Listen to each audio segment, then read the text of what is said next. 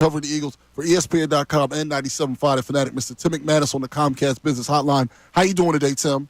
Doing well, Ty. How about you? Doing really well, man. So our word of the day today is predictable. And what we've been talking about is going into the season, there were so many questions going into this game tomorrow and against Washington, short week with a chance to get to 8-2 and really take a stranglehold on the division. Of everything, Tim, that of the surprises so far, which one are you most surprised by? And the reason I ask that is we're getting our news from you. You're down there. You're down at training camp. You were talking about this player looks good, this player, that, et cetera, et cetera. On the path to 7-2, as a beat writer, what's been the most surprising thing or unpredictable thing that's happened for you? Oh, man, it's got to be the defense.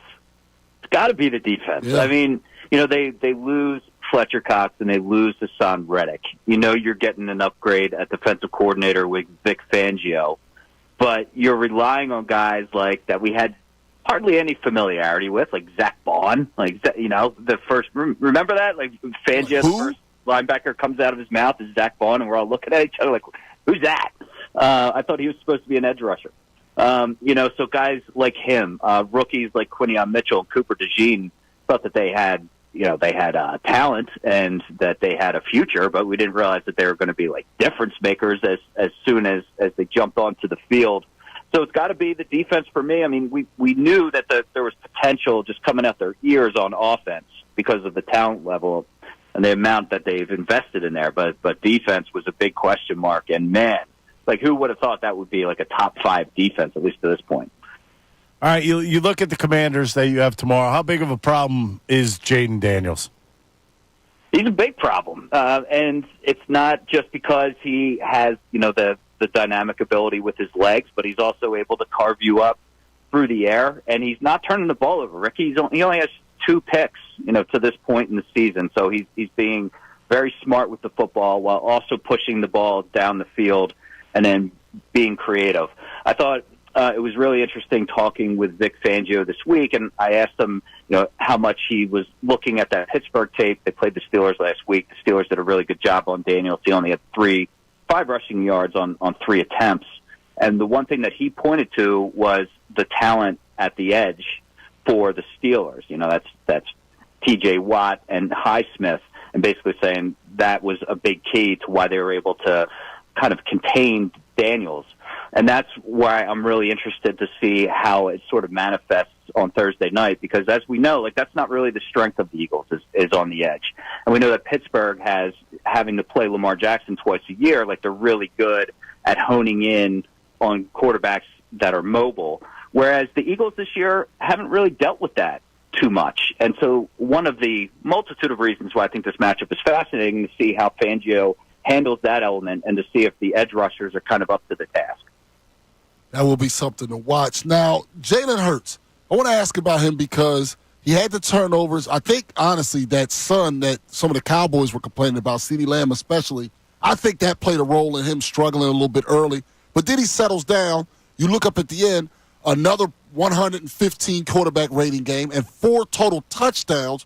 How is Jalen able to shake these moments off? Because I know he talks about keeping the main thing, and all those cliches, but then he goes out there and actually does it where other quarterbacks might implode or say it's not his day. He seems to, more often than not, fight back. I think that's totally right. And I think we've come to know him, he's definitely got a high level of resiliency, so that's a part of it. He is able to sort of troubleshoot in real time, and that's a big deal too. He understands what a defense is doing, and they're able to figure out answers to it and then execute it. And so those are obviously all real positive traits. There has been somewhat of a trend of this offense clearly starting out slowly, first quarter points for a while. They weren't getting any. We know that. Hurts in particular seemed like there's a ramp-up period to where he hits his stride, and then, man, when he hits his stride over the last handful of weeks, he's been really cooking. But, now they're getting into a different part of their schedule. So they handled their business beautifully over the last 5 weeks. They go 5-0 against lesser opponents. That's all you can ask of them is for them to handle their business, and some of them in dominating fashion where they're able to rest players at the end. So that's all awesome. But now they're going up against the Commanders, and they're going to have the Ravens, and they're going to have the Steelers, and they're going to have the Rams on the road. and the margin for error shrinks. So while Hurts has been doing a lot of good things, and your point's a great one, Ty, of like he's able to come back. Don't put the offense in the position where you have to come back all the time. You got to get off to quicker starts, because at some point when you go against playoff caliber teams, it's going to end up biting you.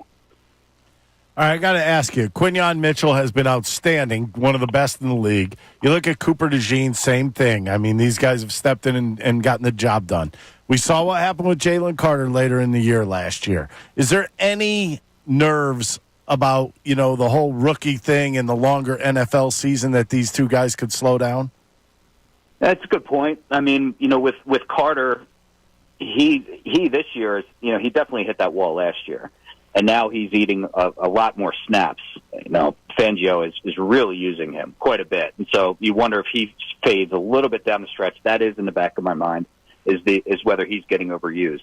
But when it comes to Mitchell and DeJean, I don't know that corner you're going to have exactly the same level of wear and tear, and it's just like they've aced every test so highly so far that I guess that my confidence has just gone up, where I'm not really having any kind of concerns against them. And it's funny how it has evolved, where when I'm talking with beat writers from the other team, leading into the week as we're exchanging notes, and I've gotten this question multiple times now, does Quinyon Mitchell follow the best receiver? Think of how far we've come. Slay is on the other side, and people keep asking me that, which really speaks to this high level of play that he has achieved. And this week is going to be a really good test, because Terry McLaurin typically stays on the left side. Over 70% of the snaps are going to be on the side that Quinyon Mitchell is at. So he's going to get kind of a full plate of one of the better receivers in the league, and that's going to be a matchup that's just going to be entertaining. We're speaking with Tim McManus. He does a tremendous job covering the Eagles for ESPN.com and 97.5 The Fanatic. The head coach, what we're noticing is, as we get further away from the collapse last season, I try to look at his whole body of work. And he's even been frustrating some this year. But for whatever reason, for the most part, I guess last year notwithstanding, the guys seem to follow him. They seem to rally around him. And they seem to, maybe when we're getting frustrated, it doesn't always seem they're frustrated with him. What does Nick Sirianni have, being that you're around him much more than we are, that maybe we're missing out on? Because we did a poll earlier this week. They thought if the number one reason the Eagles wouldn't win the Super Bowl was still the head coach, yet it doesn't seem like the locker room questions him nearly as much as the fans do. Yeah, and there's still a lot of tests he has to pass, right, Tyler? There definitely have been head-scratching moments that have been well documented over the course of this season that have, either come close to costing them games, or you could argue have. So, and there's still a lot of hills need to be climbed for Sirianni, but there's obviously, to your point, some strengths to this head coach. And if you're watching now, you're seeing that the team is vibing.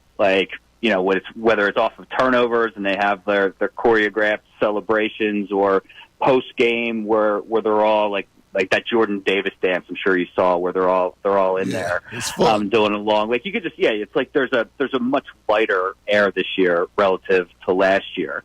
And Sirianni deserves some of the credit for the way that he has gone about establishing the culture. Now, clearly it took a step back last year, but I think he recognized that. And now that he's less involved in the offense, he's absolutely more involved in making sure that players are in a good headspace and that the team is connected. I think a good example of that is the fact that we've learned that over the course of the bye week, not only was he meeting with Jalen Hurts a ton, going over and troubleshooting things together to get on the same page, which we know was key after a rocky year last year, but also taking inventory from the offensive line, who came to him to implore him to start relying on them more, leaning on them more, leaning into the run game, get back to the way that it was his first year in 2021, where they started going more run heavy and had a positive result off of it. So he's listening to his players, he's empowering his players, and he's making sure that everybody's in a good place. So that's not everything as a head coach, but he's passing that test, and I would say acing that test so far on that side of it. So that's a big reason why you see why players grab his back, is because he's very quick to grab theirs. All right, number one, is this the toughest matchup of the year for the Eagles in general? And number two, if they win this game and play a very solid game and they look really good, you think everybody starts to jump on this bandwagon? Yeah, to the second part, I think people are ready. Like, people like myself, not that I'm going to go bandwagon one way or another, but want to see like a quality win against a couple of these opponents coming up, like to be like, all right, are they as legit as we're seeing or think that we're seeing right now? And I think, the fans are just going to be ready to be like, yeah, man, let's go. You're already hearing like the Super Bowl chatter start to pick up after that dominating win against the Cowboys being their fifth straight. So yeah, people are definitely juiced up for it. I would say it's probably their biggest test to date. You can argue Green Bay in the opener, but that's week one and everything's a little unsettled at that point, but Washington has shown to be a formidable opponent, and they got a number of them coming up. But this is a big one, man. I mean, if they can win this one and get a little bit of breathing room in the NFC, it's not a lot, but at least a little bit, they set themselves up. Now the conversation becomes, can they track down the Lions? Like, is that a possibility? Can they get the number one seed? Like, what are we talking about? Is this like, is this like one of the top two teams in the NFC? That's the conversation that starts. If they stumble, it's a step back for them, and then the Sirianni stuff comes up again, and the Jalen Hurts stuff comes up. But if they're able to beat a quality opponent in a big spotlight game in November, then I think everything's going to be rolling. Well, Tim, we really appreciate all the knowledge as usual with the midweek report. Appreciate it. We'll talk to you next week. All right, guys. Appreciate you. All right. That was Tim McManus on the Comcast Business Hotline.